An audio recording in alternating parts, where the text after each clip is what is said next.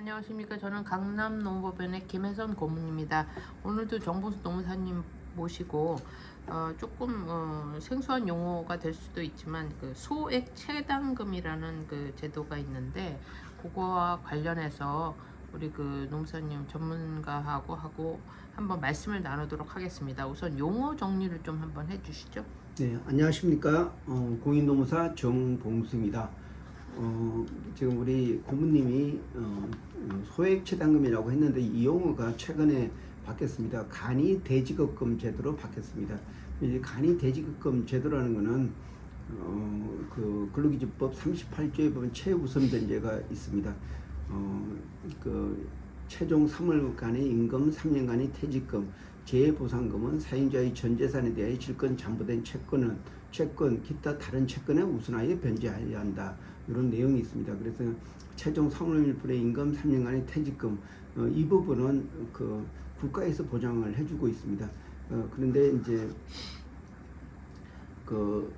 기존에 이제 도산 대지급금 제도가 있고 또 소액 대지급금 제도가 있는데, 기존에 사실 도산 대지급금 제도는 그 기업이 실제적으로 도산했을 때 받게 되기 때문에 굉장히 시간도 많이 걸리고 좀 복잡합니다. 그래서 이러한 그 재직 근로자를 도와주기 위해서 생긴 제도가 바로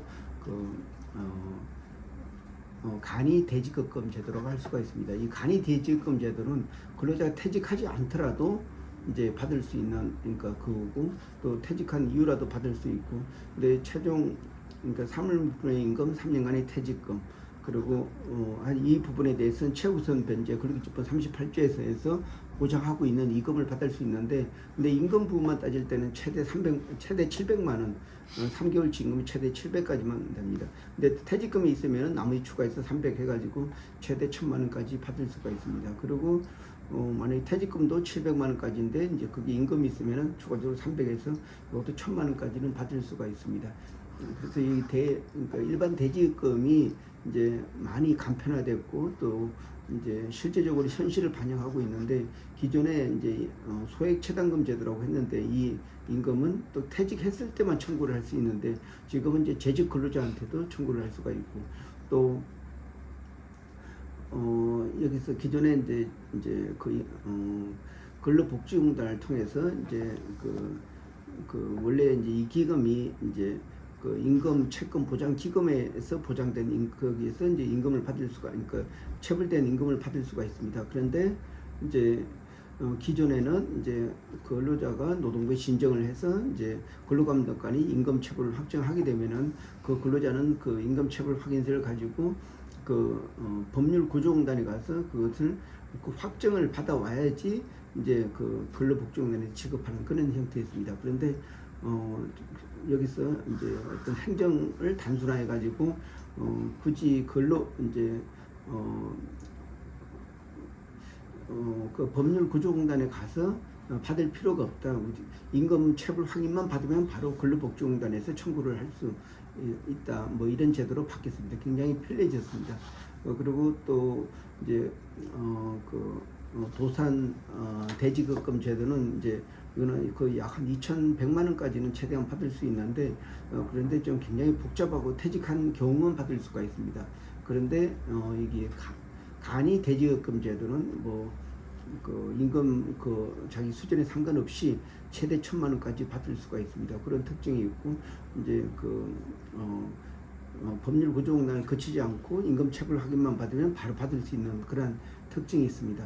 그리고 또 기존의 도산 대지급금 제도는 근로자 퇴직을 해야지 받을 수 있지만은 이 간이 대지급금 제도는 근로자가 실제로 일하고 있는데 임금 체불이 2개월 이상 발생하게 되면은 그걸 확인을 받아가지고 바로 채당금으로 해서 임금 대지급금 제도를 통해서 국가로부터 대신 받을 수가 있습니다.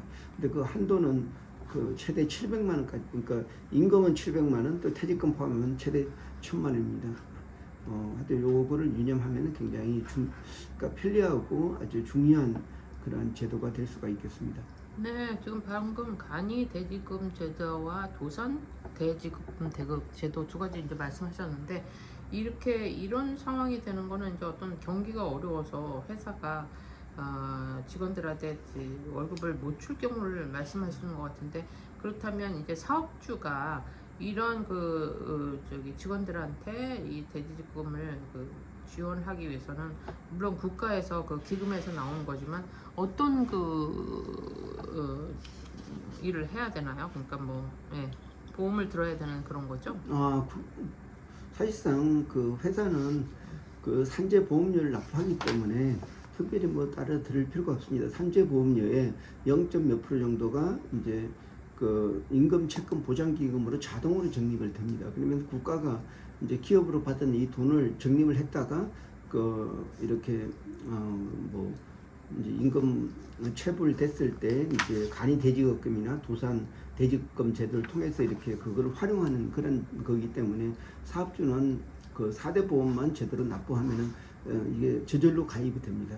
근로자는 임금이 체불되면은 꼭 고용노동청에다가 진정을 해서 자기가 임금이 얼마나 체불됐는지 확정을 받아야 됩니다. 그래서 임금 체불 확인서라고 합니다. 이 확인서를 받으면 이거를 근로복지공단에 제출하면 근로복지공단에서 바로 한 7일 내에 본인 통장으로 입금을 하게 됩니다. 이런 절차로 간단히 이루어지게 됩니다. 네, 그러면 사업주가 이제 경기가 어려서 많은 그 직원들한테 월급을 못 줄 경우 간이 대지금 제도로 직원 근로자가 국가로부터 이제 받는데, 회사가 더 악화되거나 이제 문 닫을 경우는 도산 대지금 이걸로 또 연결이 되는 건가요? 예, 맞습니다. 이걸 파산을 하게 되면, 못 받게 되면은 당연히 그 차익을 받을 수가 있고, 또 경매를 통해서 참가해서 이제 받게 되면은 근로기준법 38조에 있는 최우선 변제에 대한 임금은 다른 채권보다 우선, 그러니까 재산권에 담보된 질권 저당권 이런 부분보다 더 우선하여서 이제 지급을 하게 됩니다. 그런데 경매에 참가하게 되면 시간도 많이 걸리고 또 또 페이퍼 작업도 해야 되고 하기 때문에 굉장히 복잡하기 때문에 일반적으로 간이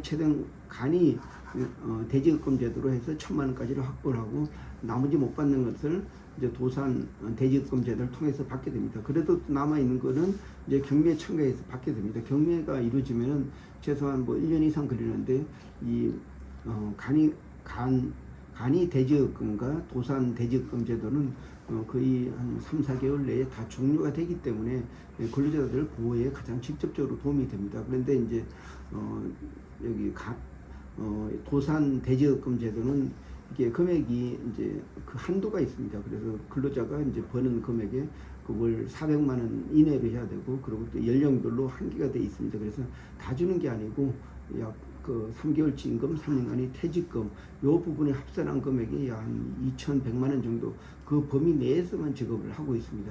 근데 그 추가적으로 받으려면은 경매에 참가해서 최우선 변제 임금을 확정을 하게 되면은 최종적으로 그 회사의 재산이 낙찰이 됐을 때 이제 그 재산에 대해서 최우선적으로 이제 지급해야 되는 그 내용을 공지한 다음에 이제 사실상 그 주인이 이제 새롭게 낙찰을 받은 사람이 권리 행사를 할 수가 있습니다. 네, 그렇군요. 좋은 그 정보를 이제 주셨는데, 그렇다면 이제 근로자 입장에서 간이 대지급금을 신청하기 위해서 어떤 절차를 밟아야 되는지, 우리 그 강남노무법인에서도 이거와 관련해서 자문을 하고 있는 걸로 알고 있는데, 그걸 좀 소개를 해주시죠. 네, 우선은 이제 근로자가 임금 체불이 확정이 돼가 찾아오면은 가급적 자기하고 비슷한 동료가 있기 때문에 많이 좀 끌어들이려고 합니다. 그렇게 해서 그래야지 좀 이렇게 노무 관련 수임료도 이제 싸게 좀 저렴하게 해줄 수 있습니다. 그래서 어차피 한 사람 하는 일이나 10사람 하는 일이나 다 똑같기 때문에 노무사 입장에서는 가능한 많은 사람들을 모아서 이제 진행을 하게 됩니다. 저희 강남노무도 이렇게 간이 대지급금 제도나 또 도산 대지급금 제도 이런 부분은 계속 저희가 어떤 근로자를 대리해서 받아주고 있습니다. 그래서 저희 강남노무에 찾아주시면은 저희가 명확하게 그 임금 체불에 대해서 그것을 분석을 하고 가장 바람직한 청구 방법이 뭔가 이런 차원에서 접근하고 있습니다.